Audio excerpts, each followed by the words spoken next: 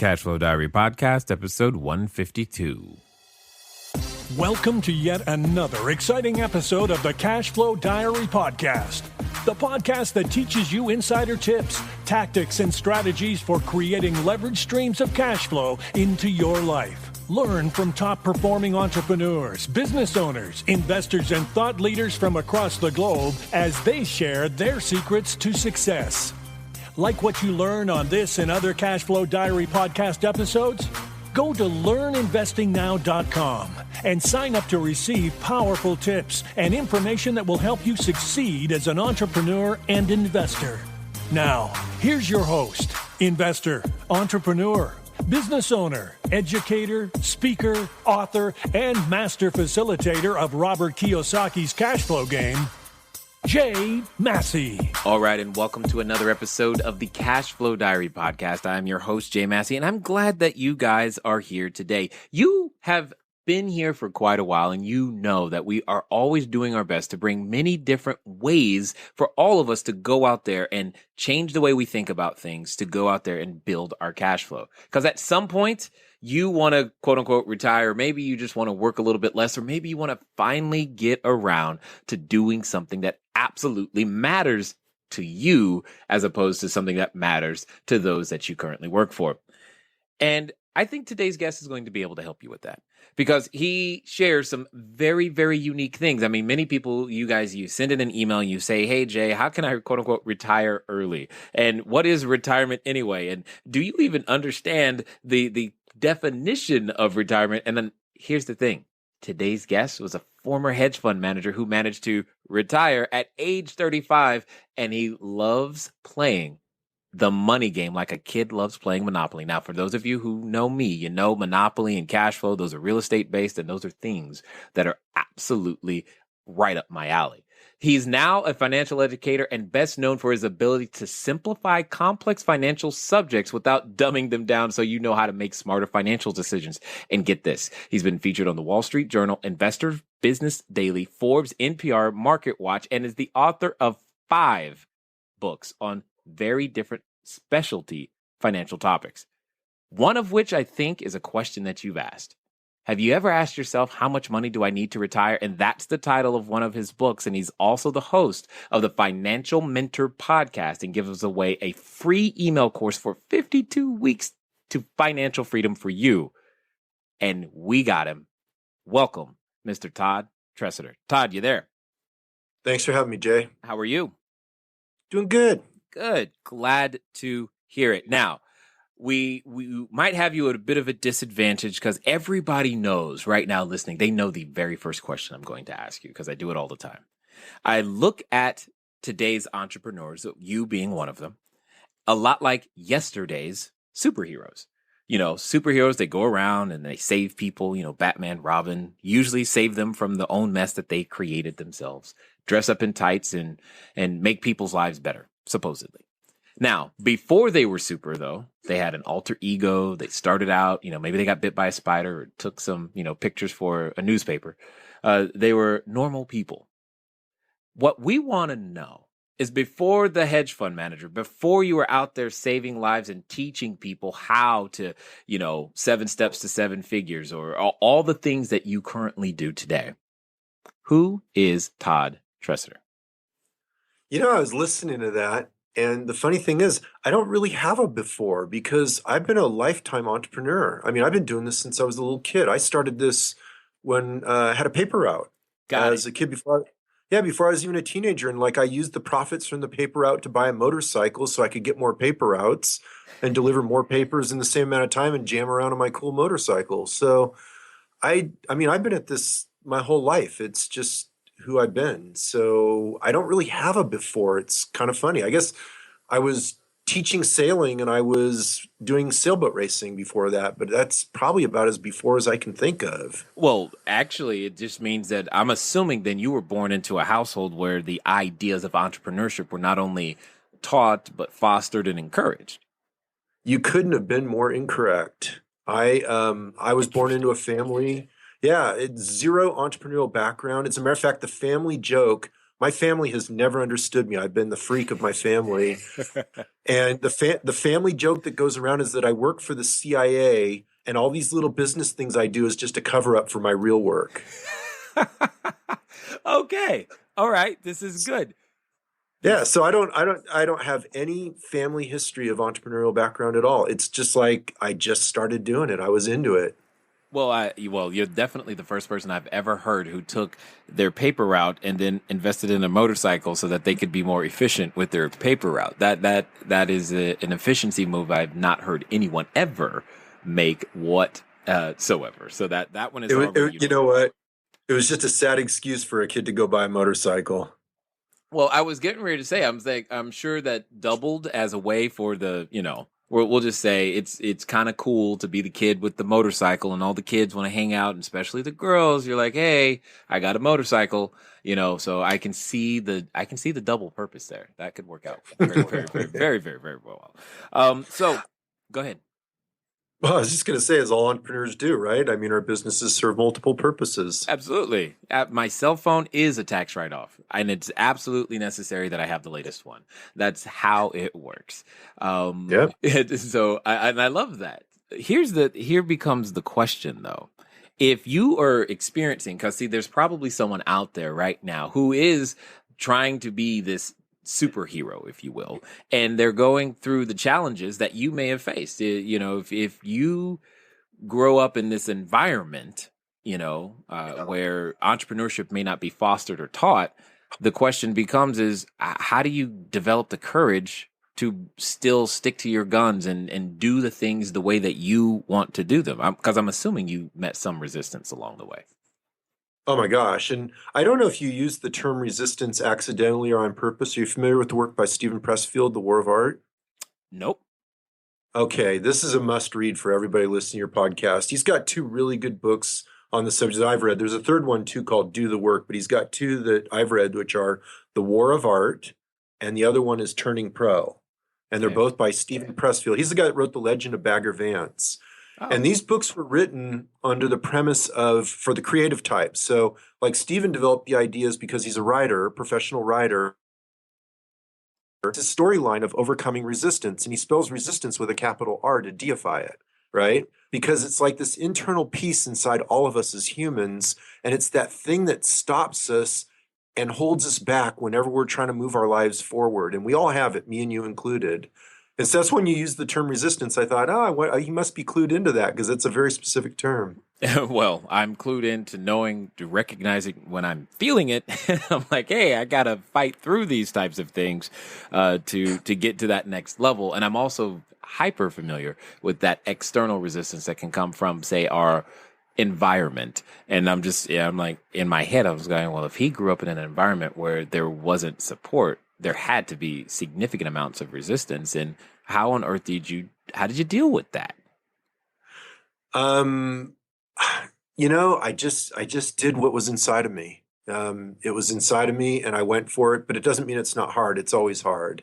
As I said, anytime you're trying to move your life forward, it's always a challenge. Like right now for me, I'm developing an education program over at my site. I don't know if you mentioned it, financialmentor.com. And it's really difficult for me. It's a new step forward developing a membership site online program, and it's challenging me. And so it's it's true for everyone. I don't care how much you've been through this, how many stages of growth you've been through. Every time you take yourself to a new level, every time you challenge yourself, you're going to meet resistance. And it takes two forms, as you correctly point out. It's internal and external. But I believe most of the external is a result of the internal.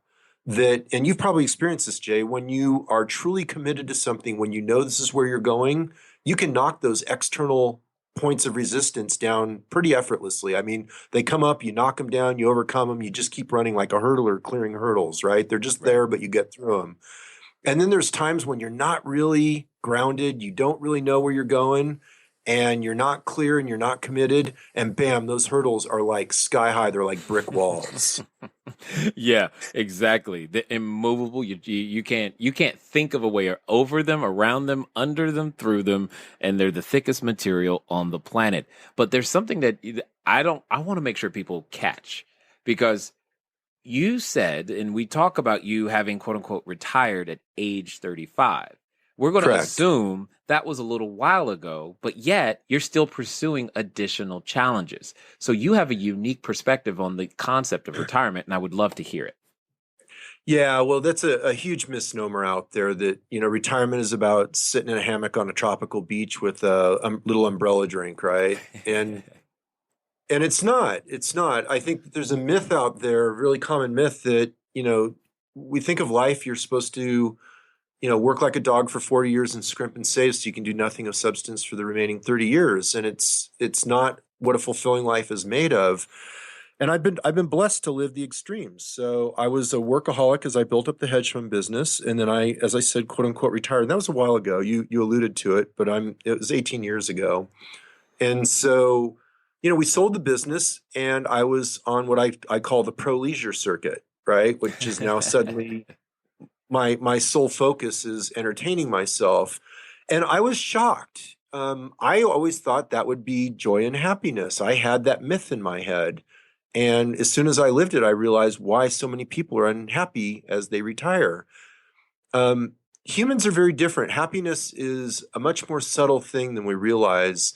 It has to do, I'm going to fumble with it a bit because I don't have it down to an exact little one-line sentence, but it's, you have to do a creative pursuit that's in alignment with your values, that honors some things like contribution, human connection, having a life purpose. All these things are at the core of happiness. And what you find when you quote unquote retire is a lot of that gets removed because a lot of that was vested in your career and how you viewed yourself. And so I've come back now and I think I'm pursuing something that's closer to balance, which is what, has been dubbed lifestyle business. Right. So that to me has been the balance point. Pro leisure circuit was just not fully satisfying, and workaholism has its problems as well. And I think the balance point somewhere in between is where I'm finding it. What's interesting is I love the reference to the pro leisure circuit. I tried the quote unquote retirement idea. I lasted a very, very short period of time because I just got bored. I was like, I can't do. It's not fun. It's like I got not enough people to do stuff with, and it's just. I mean, how many times can you keep paying for dinner? So it was definitely an interesting thing. But you bring up this concept of balance, and I would love for everybody to, because we want to start a business because, hey, then I can have more time to myself and I can do all these things. I would love to hear your perspective on this concept.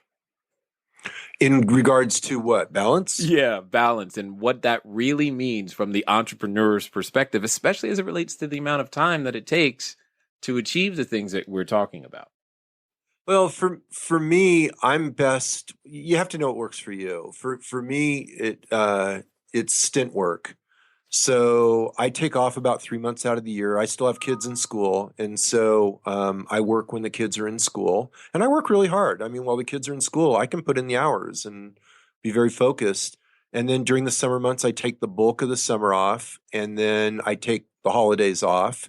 And then sometimes I take special time periods off, like, what was it, 2 years ago now, I hiked the John Muir Trail, which is, 250 miles from the base of Yosemite to the peak of Mount Whitney. So, wow. It's just different. Yeah, it's different things. We took a month off and went to Europe as a family and toured around for a month. And so I do different things. And that's balance. As long as I can do what I want, that's enough for me. And I don't mind hard work when I'm in that work mode. Yeah, work mode. Indeed. There are times where you got to turn it on as well as turn it off. So talk to us about the beginning in the sense of you're building the hedge fund. And there are so many people, I'm sure, listening to you right now and going, why would he ever stop doing that?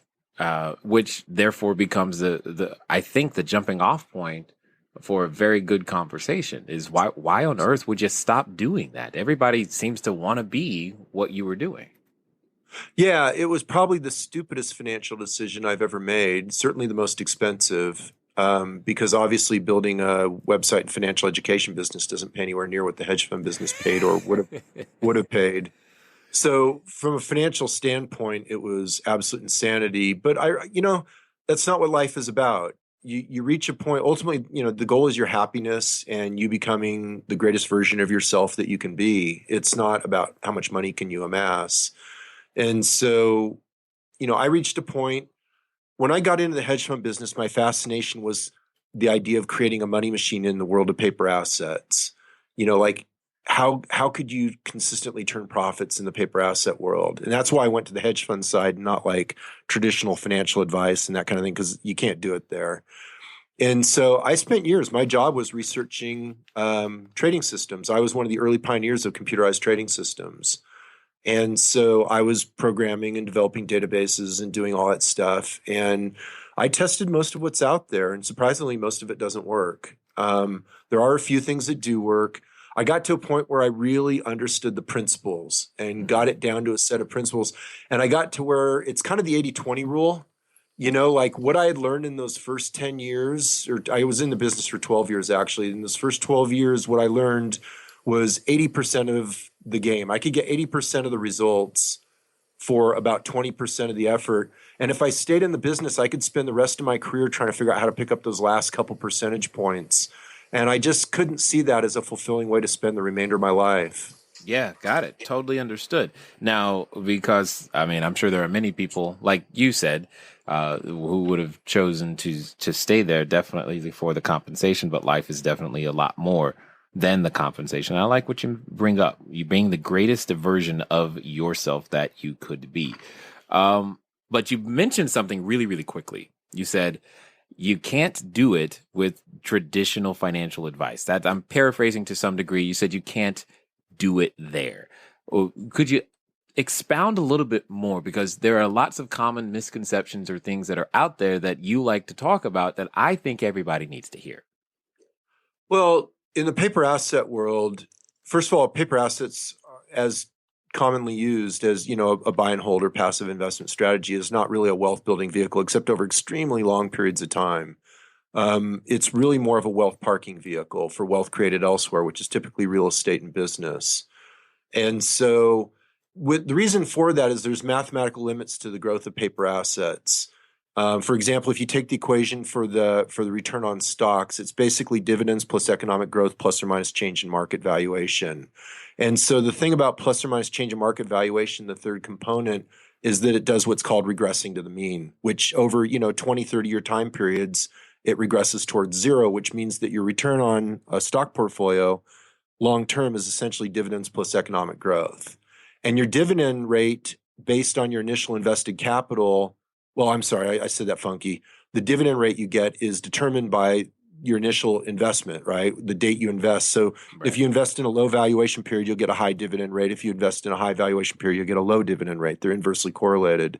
Your economic growth is pretty much a constant. And so what that means is that's a really verbose way of saying that there's limits to the growth of your assets within the paper asset world that are pretty much set in stone. Whereas when you go in business and real estate, you have a couple principles in there that are totally different from the wealth building side. You've got the principles of leverage and the principles of tax advantages. Mm-hmm. And those two principles are why most wealth gets built in those arenas, primarily leverage, but also the tax advantages. Yeah, and those are the things that I've always identified as the advantages. This is definitely to paper assets. So one of the things that you mentioned is that, and I like the way you said it, you said paper assets is a wealth parking vehicle. Yet so many individuals, probably even listening right now, are using them on a bi-weekly or monthly automatic withdrawal plan straight over to vehicles like a 401k or an IRA. And I'm just kind of curious if you were them or individuals in that particular situation, how did they make that work for them? Well, there's the fast path to wealth and there's the slow path to wealth. And the faster path is riskier, and it's not certain that you'll ever get there because of the risks. And the slower path has a higher probability, a pretty fairly confident outcome, but it takes longer and requires more initial capital. And so a lot of times when I'm working with clients on developing their wealth plan, we try to integrate both. And that way you're pretty much assured of the outcome. So like, let's take what's common for most people listening is there's a two-partner couple, right? Right. And so what you can do is you can have one partner be pursuing what we'll call the financial stability side, which is they hold a regular job, they get a 401k contribution, and pretty much their income pays the bills and they live within the means of the one income. And then you have the other partner pursue the fast path or the leverage plan, which could be an entrepreneurial pursuit, could be real estate activities on the side, whatever. And so that way, even if the one side, if you properly insulate them in how you design it, if the one side fails, you still got the other side as a backup. Plus, you're never put under financial stress because you're living within your means on the one income. So that's one way of structuring it. One thing you'll find unique about me, Jay, is I'm not. Most people you'll talk to are really polar. Like you'll talk to one guy and it's all about real estate and the only answer is real estate. Right. And the next guy you'll talk to, here's how you do stock options to become a stock option millionaire. Or another guy you talk about and it's this or that. And, I say, well, they're all valid. What they are is tools. Mm-hmm. And there's nothing right or wrong about any of the individual tools. You just have to understand the principles. You have to use them correctly and you have to integrate them in the plan and they have to be consistent with where you're going and how you're putting it together.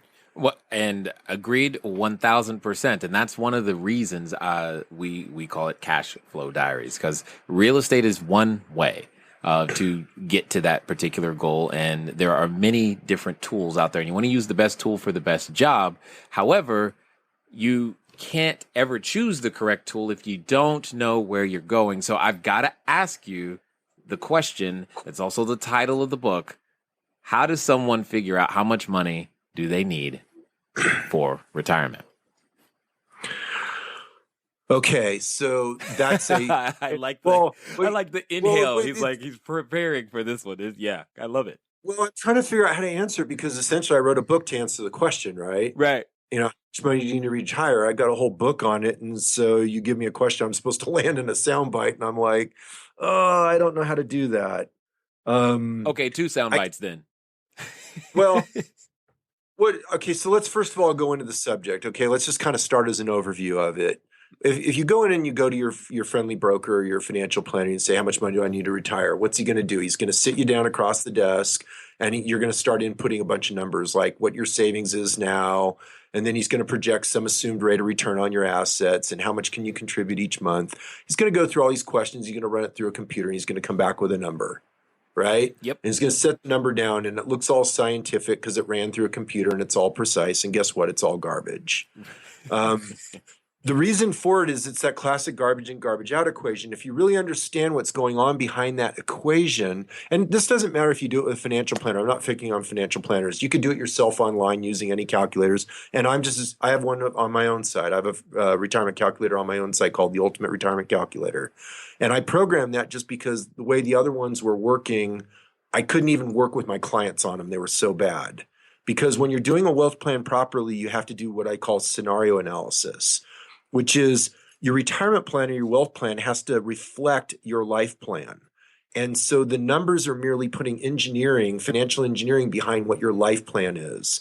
And it's unique to each person because they're bringing different resources, skills, abilities to the equation. And so you map those in and you look at where they want to go, what their goals are, and then you integrate that with the numbers to see if you can make the numbers work. Go ahead. No. So if we just take that idea of scenario analysis, you're saying they're bringing different resource, skills, and abilities to the table. What you're saying is not $100,000 in one person's hands relative to their skill sets and abilities is a different thing than that same $100,000 in someone else's hands or $1 million or whatever the number is. You're saying that the what else I know how to do factors greatly into how much I need to retire. Are you tired of letting good cash flow generating ideas go to waste? Go to cashflowdiary.com/ready to apply for a complimentary, yes, that means free, one-on-one breakthrough session. Take action now. Go to cashflowdiary.com/ready. Again, that's cashflowdiary.com/ready. Before we get back to today's episode of the Cashflow Diary podcast, your host, Jay Massey, has some important insights to share with you. Hey, guys.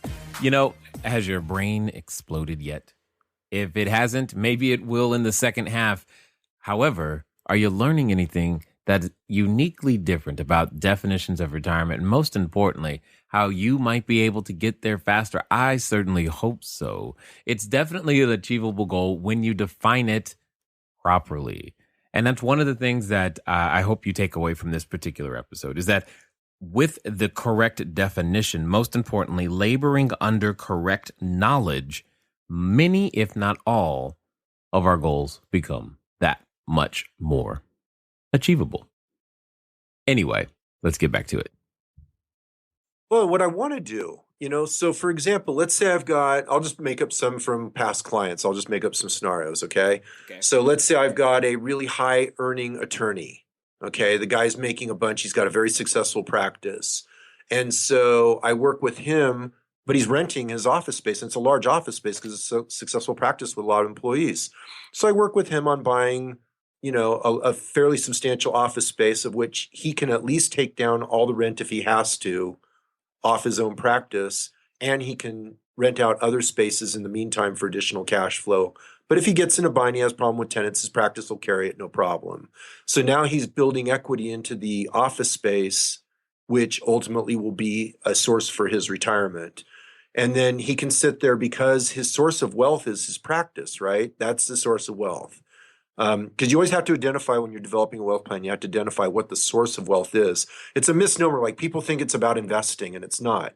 You have to first create the wealth, and then you have to invest the wealth. And actually, there's a third component between, which is you have to translate the wealth created, which is income initially, over to the asset side. So it's a three-part equation. You have to create the wealth in the first place, you have to translate the wealth over the asset side, and then you have to invest the wealth to grow in excess of inflation so that you increase purchasing power. So there's three components to it anyway. So I'm giving the example of the attorney. He focuses on his practice. That's his wealth creation vehicle.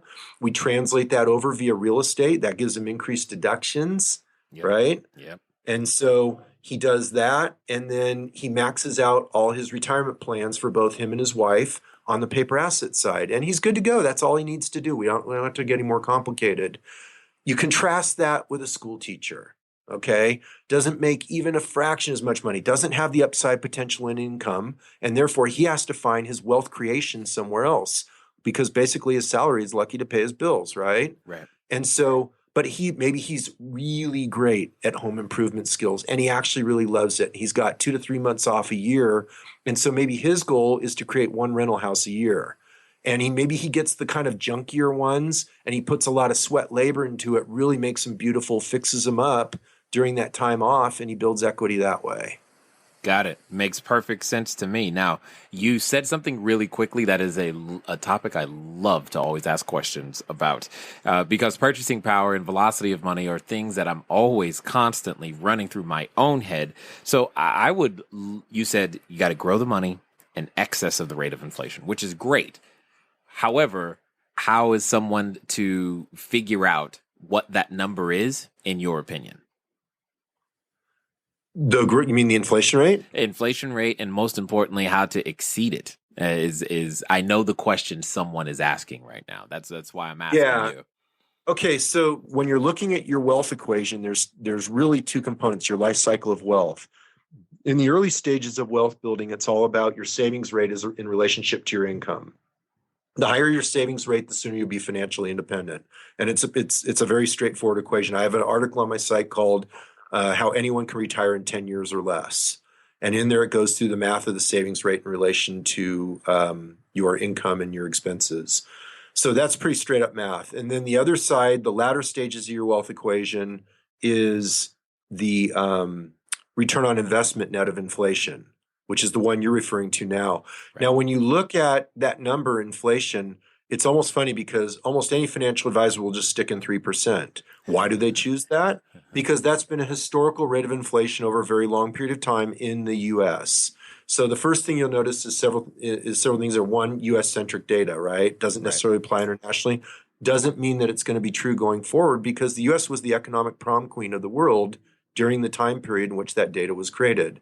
We're like one of the only countries that didn't have a war on our soils. We didn't have major political upheaval, et cetera, et cetera, et cetera. And so, plus we were the economic leader during that time period. So that may not be data that's realistic to base it upon, but that's what they'll choose. They'll choose 3%.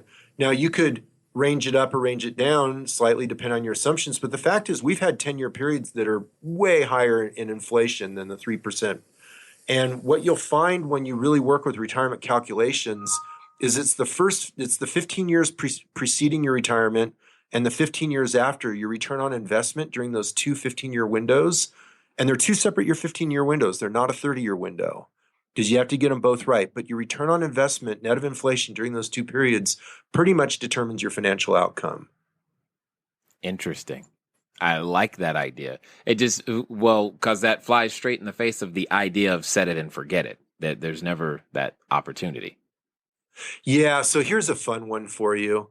Think about in the rest of your life. Is there any point, so set it and forget it plays to the whole passive philosophy, right? Like Right. You're just supposed to be passive about everything. So there's passive investing as a philosophy. So if you think about it, where in your life do you have a process that's optimized through a passive approach? Are your relationships optimized through a passive approach? My wife says Right. no.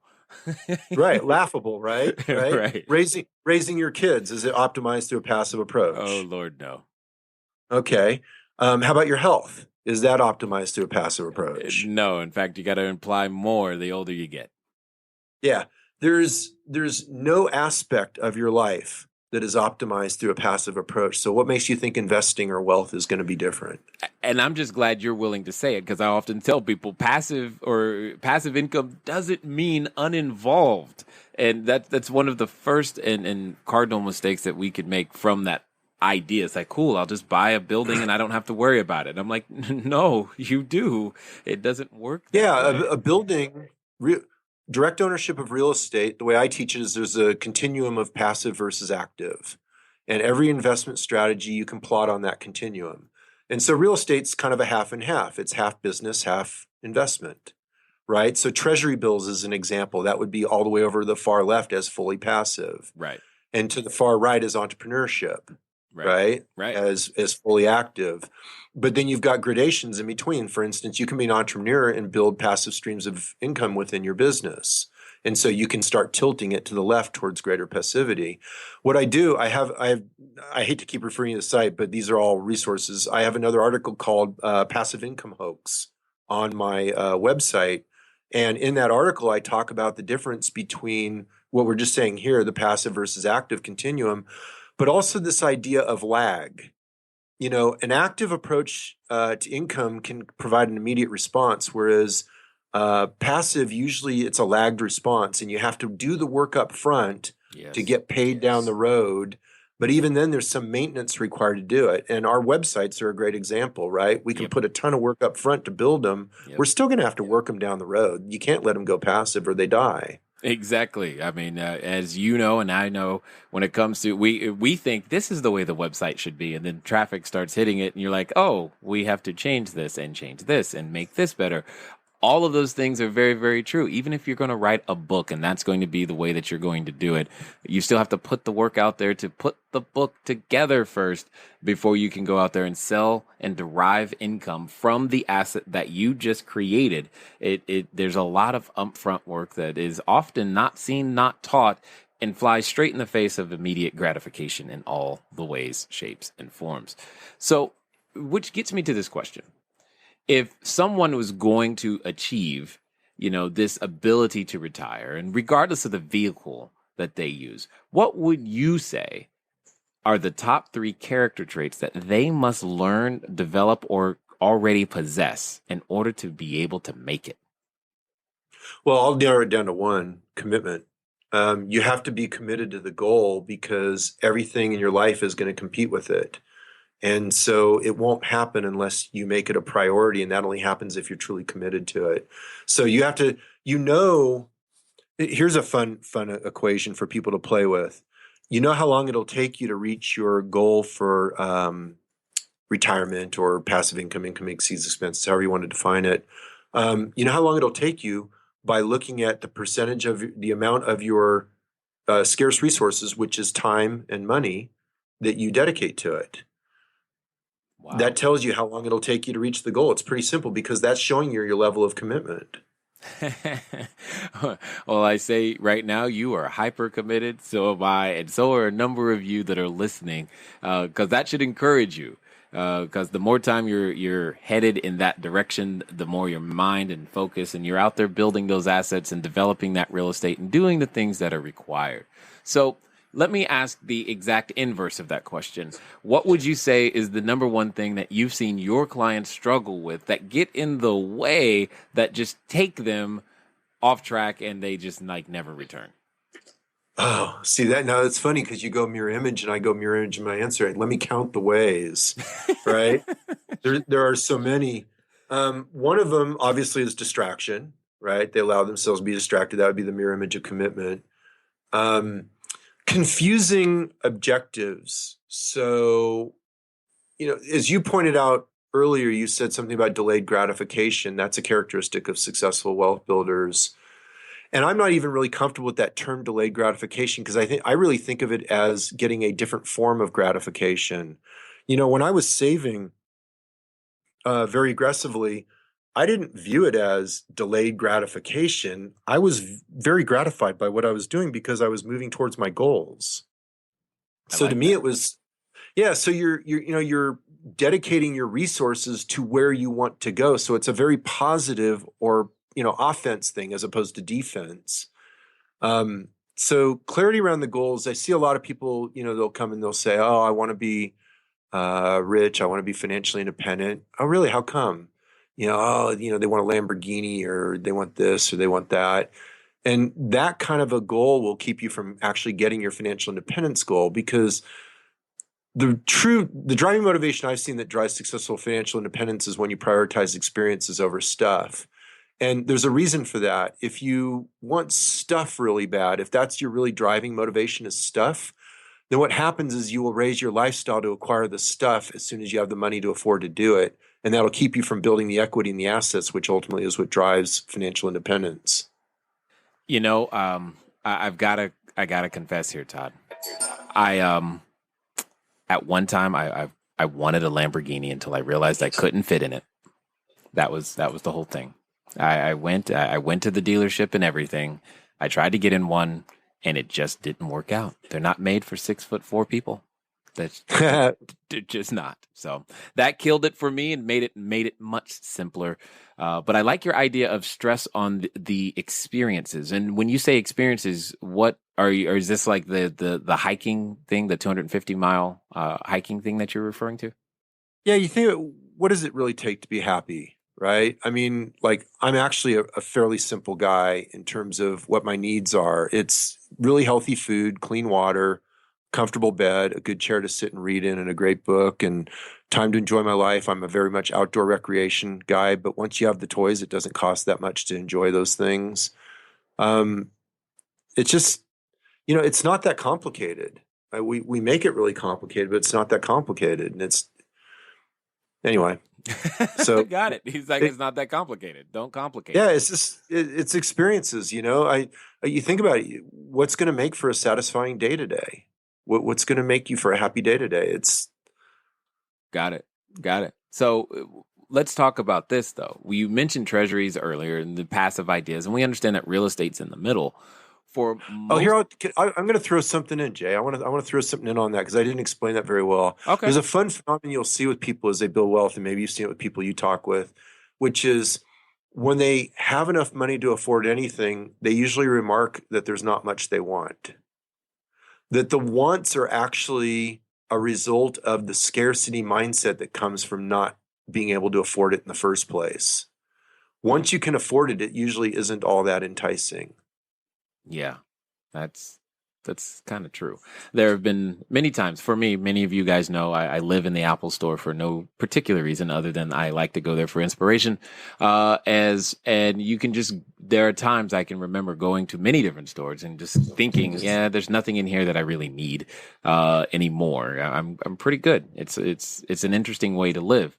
But let me ask you this question: Is there How is one to determine, in your opinion, like if I'm listening to you for the first time right now and I'm going, okay, Todd, I believe you. I got to do some stuff. I want to be on this path. Is there a particular path that you've seen work more frequently than others? And if so, how can I find out if I'm fit for that particular path? Hey, can you say that question? I just realized an answer to the earlier question you did where I did a big breath and I couldn't give you a good answer. Okay. When you asked how much money do you need to retire, I realized what the good answer would be. So it's when your investments provide cash flow in excess of expenses. And so Mm-hmm. it gets away from the asset-based one, right? Because it could be real estate, it could be dividends, stocks, whatever. When your investments are throwing off cash flow in excess of expenses, then you're quote unquote retired. So it's not about how much money, it's about how much cash flow it's producing, right? Indeed. And then and then the other simple answer, I'm trying to give soundbite simple answers to the question. The other simple answer, if you're looking at it from a traditional paper asset side, is there's the rule of 300 or the rule of 400. And that comes from the 3% rule and the 4% rule, which is research that stemmed, it's on US data, and it's based on work by Bangen. And it's well known. And so he came up with the 4% rule, which was an amount you can withdraw from assets that survives all 30-year periods. And a conservative version of that is the 3% rule. So if you figure the reciprocal of that is 25 times assets and then 12 months. So it's basically for every $1,000 that you spend in expenses per month, it requires about $300,000 in assets. And then the conservative version is about $400,000 in assets. Got it. And again, which with the leverage that you can use to go out there and purchase real estate is an easier way to hit those numbers, especially if you get the amortizing kind of debt. Yeah, but again, we're talking about assets, not, so that would be equity. And the asset side was strictly from the paper asset world. Got it. When you quit it to real estate, you really have to boil it down to cash flow. You can't boil it down to assets because you're never spending any principal. You don't want to spend the roof tiles. You've got to. You can only spend the income that it throws off. So the real estate side is really simple. It's cash flow exceeds expenses. On the paper asset side, it's more complicated. So I'm giving a rule of thumb. It's a decent approximation. It's not for sure, but it points you true north. It puts you in the ballpark at least. Got it. So with all that being the case, is there a path that you find to be the easiest for most people? Most accessible? No. I mean, is there any advantage? How does one know? Do I do the paper asset thing? Do I do the real estate thing? Do I do the business thing? How does one make that decision? Well, I touched on that when we were talking about wealth plans earlier, and I was saying it's unique to each person. So what is the easiest path for Jay Massey is different from the easiest path for Todd Tressider. It depends on the skills and resources and abilities you bring to the equation and what your goals are and what you want to do with your life. And so it's just different. You can't pull up the easiest path. There is no simple superlative answer like that. There are paths that statistically have a higher incidence of putting you in the wealthy category, right? So statistically, entrepreneurship, business ownership, and real estate are the paths that have the most people build wealth. That's how most people end up in the wealthy category. But paper assets exist. It's a viable alternative. Some people might say, oh, Warren Buffett, paper assets, but really Warren Buffett owned companies of which those paper assets were wrapped inside an insurance umbrella through his insurance companies, Berkshire Hathaway and so on. So it's, again, business and real estate is generally where most of the wealth gets built. Understood. Totally understood. Now, what about those individuals right now listening who might feel a little bit behind the gun? They're like, yeah, all this sounds great, but I'm out of time. Retirement's 5 years, 6 years, 7 years away is when I was planning on doing this. Is there any hope, Todd, for them? Well, there is, but you have to be realistic. You're not going to do it through saving your way to wealth. If you didn't start saving long ago, you're not going to suddenly convert and save 90% of your income. So that's true. Right. So you have to kind of throw that one out the window and say the slow path or the saving and passive path is pretty much done for you because you waited too long. So that's left with real estate and paper assets. And even real estate is kind of halfway. I'm sorry, real estate and business ownership. And even real estate's kind of halfway in between. If somebody was in that situation, I'd really be prompting them for what business ideas do they really have? What would get them juiced from a business development side? Because even though it's the least certain in terms of success. It has the highest leverage. And the other thing that's really cool about business entrepreneurship is you can convert it into passive revenue streams relatively quickly. And so if you have to replace a few thousand in income to be financially independent in a relatively short period of time, typically business is going to be your fastest path. Now, you mentioned something that I think is a very important point. Oftentimes, we talk about trying to save this stack of cash, this pile of cash, and I'm saying, no, we need streams of cash. We've got to convert those stacks into streams. If you would please, you said it really fast. You've got to take that business and you can convert it into the stream. I'd love to know, how is one to do that from your perspective? Well, why don't we use my business as an example? So I have a certain number of visitors and there's certain revenue streams. So there's advertising, there's affiliate programs, there's my books, there's my coaching, and there's going to be the membership site coming up. And so certain ones of those can be passive and other ones are trading time for money. So like the coaching is a trading time for money. So that one won't convert, although that was certainly the quickest revenue stream to create in the business. The advertising is completely passive. The books are semi-passive. I do have to write them, and the more I continue to write, the more all of them sell. And so for me, let's say if I wanted to take this thing to passive in a period of years, I would focus on traffic increases, which convert on advertising. I would add a few more books, and that would do it. And then so I would focus on the product side, which can be more passive than the service side. Indeed. And it sounds as though that there's levels of systems that come into play to help facilitate that as well. Absolutely. Got it. Totally understood. Excellent. So at this point, if their brain isn't full, for those that want to go and find out more about what you're up to and how you can help, what would be their best course of action? You mean in terms of next steps with me?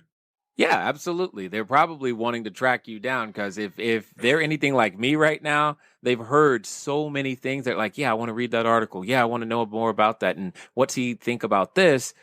How can they find that information? So my site is financialmentor.com. And it's again, financialmentor.com. And, I don't have anything to pitch you. So there's a free opt-in list and I give away a thing. It's called the Wealth Building Toolbox. And in there is an ebook, 18 Essential Lessons of a Self-Made Millionaire. And it tells my story and a lot of the lessons along the way, a lot of stuff we talked about here and a lot more. And then also I have a 52-week course called 52 Weeks to Financial Freedom. And no, you won't get wealthy in 52 weeks, but it'll cover a lot of the core principles.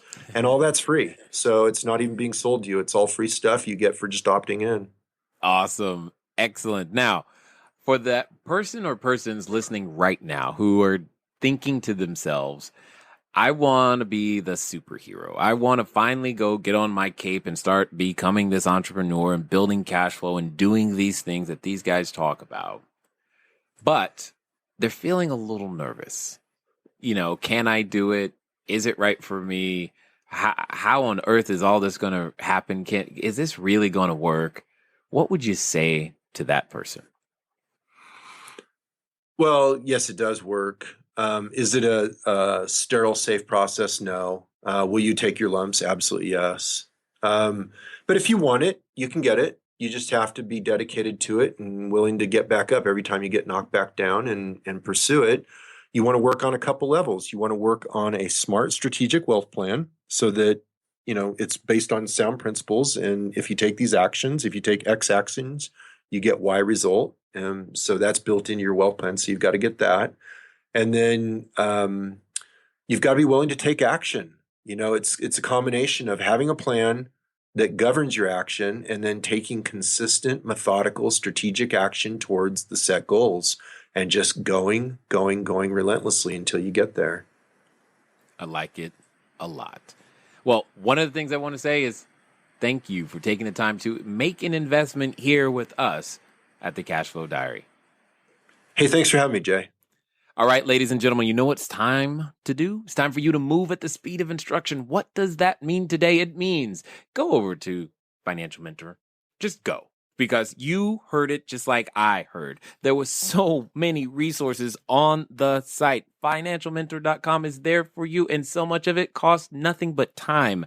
One of those very valuable and scarce resources. You probably even should pick up a number of his books, and most importantly, you also heard the resource, The War of Art and Do the Work by Stephen Pressfield. Here's the point.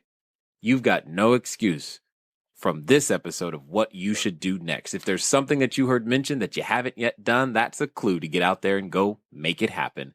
It's been fun talking to you guys today, and I look forward to talking to you soon. Until next time.